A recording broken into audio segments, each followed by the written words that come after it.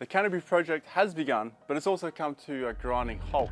And I know I promised that I would do 2 canopies, full canopy and the half canopy, but I've had a change of heart. It's a lot of work. So instead of doing 2 canopies, we're gonna do 3 canopies.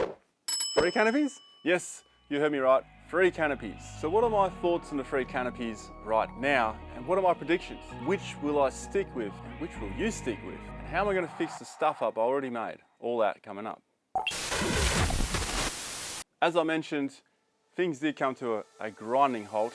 I put a canopy on, but yet here I am, still sitting here with the car downstairs with no canopy on it. So what did I get wrong? The GVM suspension didn't arrive on time. And that's when I made my big mistake. I got pretty desperate and ordered some springs from over east. These are the IBAC springs, least expensive way to lift a Grenadier. The guy even said to me, I think you're gonna need airbags. And I was like, no, just temporary fix. Took it up to Norweld. We're gonna see how much the suspension's gonna compress once we put the canopy on. 1,034 mil. Got the canopy on and things were looking sweet until we dropped the bit. 991. The car was still sitting okay. It was sitting level. But then I was thinking, I still gotta put an awning on it and I gotta load the fridge up, my toolbox and my trundle drawer on the tray, that was still empty. The next day when I did the school run down the freeway, just to see what it handled like, I soon worked out that it's gonna have to come off again, which then postponed my trip. But I postponed it for a better trip now. I think it's like the lining. Silver lining. Yes, that's the silver lining of that situation, is going across the Ambedell Highway. With a full canopy, upgraded suspension, GVM, that's where we're going. The other silver lining is how this situation got me thinking about my options, specifically weight and weight distribution. You can have all the fuel tanks, the canopies, portal axles, big 35s, big beast of a vehicle, but then you could have a Suzuki Jimny with nothing on it, climb up a dune, which you've been sitting there trying to get up for the last 2 hours. Uh-oh. How did he do it? It's just less weight. Weight is the killer. It is so easy to get bogged with a heavy car. And for some people that doesn't matter. But for me, personally, every kilo counts. What is too much? What is too little? What is too heavy? That's what we want to find out. Which led me here. There's a full canopy. Covering the entire back of the tray with the wheels overhanging. And there's a half canopy. The smallest option of them all, and the drop sides of the tray still remain, although shorter down the sides. And these were the 2 options I was originally comparing. However, in between that, there is something called the compact canopy. It's a canopy goes all the way to the end of your tray, but then stops about 300 mil short. That section is where your tyre sits, which means your vehicle's not going to get too long. Now, this was specifically developed for cars like the 79 series because if too much weight hangs over the back, they lift the wheels so much. But not only that. Compact canopy, I see that for the person who's more weight conscious. Cutting off 300 mil is a substantial amount when you talk of volume inside the canopy. And for that reason, I've added it into the mix. It might not be the right option, but there's only one way to find out. Of the 3, which do you think you're most likely to end up choosing? I think I'm going to go for... Pause. We'll get into which one I think is right for me. And the slightly backwards process I'm going to do things to make sure I can work this out. But what about what's right for you? This completely depends on what your priorities are and what you want to do with your vehicle. For those who are going to be touring, sticking to the road most of the time, doing the occasional desert trip perhaps, maybe go down to the beach and hopefully not get bogged because they're going to be very heavy, that's the full canopy. Where I see people go wrong with it is when they tow with it. With a big canopy, I don't see people having this with a big caravan behind it, although you see it all the freaking time at a boat today as well. Compact canopy, I see that for the person who's more weight conscious, someone likely doesn't have a full family of 4 that go traveling. With the half canopy, I see that as people who like to utilize adaptability like boxes, like to keep the weight down, but perhaps like to tow camper trailers. That is what I see as the ideal setup for a half canopy. And that's why I'm kind of looking down that path, but damn, you get a lot in a big canopy, don't you? And these compromises between weight, adaptability, and storage are trade-offs. Trade-offs I need to consider.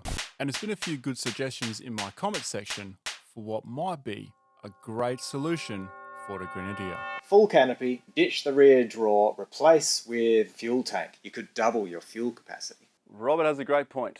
However, Robert, I have since put 160 litres into the Quartermaster. You might ask why I add this much fuel to the Grenadier. For starters, its range is pretty shit. Not only that, Adding weight to this vehicle is a big priority to keep low. And I still kept my trundle draw. And it's still a gap in between. Really good idea. And I have done that in the past with some trays, etc.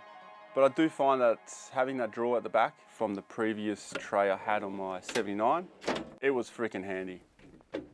This thing can hold 200 kilos. But yes, I would rather have the extra fuel over a draw. But I've got both. Have one half canopy on for a boys' trip, put two half canopies on for a family trip. I mean, it's a great idea. The only thing is, if you do have two half canopies, you will double the structure weight. You're pretty much putting double the frame in, and the frame is probably where most of the weight would be. You could just do, say, a compact canopy or a full canopy and just not fill it out. I think you get the same result.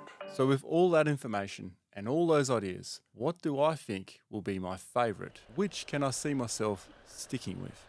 I think I'm going to go for the half canopy. That's my thoughts now.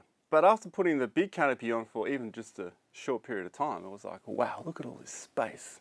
And then I was thinking about the wife and the two kids and how we're poking around in wagons and half canopies for the past couple of years. It does look messy, but that's the reality of camping without having drawers and stuff. So I don't know. Boys trip, I'm thinking half canopy. But I really think with like a family and stuff, it's much easier to have a big canopy. So you know what? I have no idea. I like to think it'll be a half canopy, but who knows? And that's what this project's about. So with the new canopy in the mix, what's the plan of action? What's the process from here? The assumption would be I would go from the top to the bottom. The full canopy, compact canopy, half canopy, tray. Let's not forget about the tray. But I'm not actually going to do it in that order. I'm going to start with the full canopy, skip the middle one, go straight to the half canopy, and then go back to the compact canopy. Why, you might ask? Yes, I was going to ask why, actually. Make it more of a challenge. When you go from a full canopy down to a half canopy, you now have to really think hard. What do I take out of this and put into that? I've only got so much space. Whereas if you just step it down one, I don't think we're going to get the true picture. It's just compromise. But then after I'm done with the half canopy and I go to the compact canopy in the middle, it's like stepping back to a larger canopy again. Do I feel better about having a bigger canopy after having a small canopy? And not only that, Stepping down along the way, I might get sold too much or too hard on the relief of the weight of the vehicle. And that's what I want to eliminate, because there is no getting away from the weight. It's going to be heavy, seriously heavy, still seriously heavy, and slightly heavy or less heavier. And that's always going to be a positive.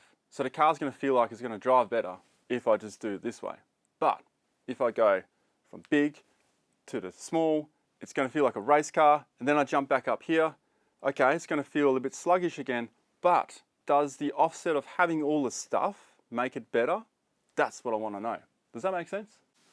Yeah, I see. It's like you're going from heavy, fire, to like small, ice, and then at the end of it, you're like, I've had way too much shit, I've had way too little shit, now I'm going to try and find my comfortable zone. Was that your Game of Thrones version of Goldilocks? Yes, Actually, as a predictability thing, is this a Goldilocks story? Too heavy? Too light? Just right? I don't think it will be. But it could be.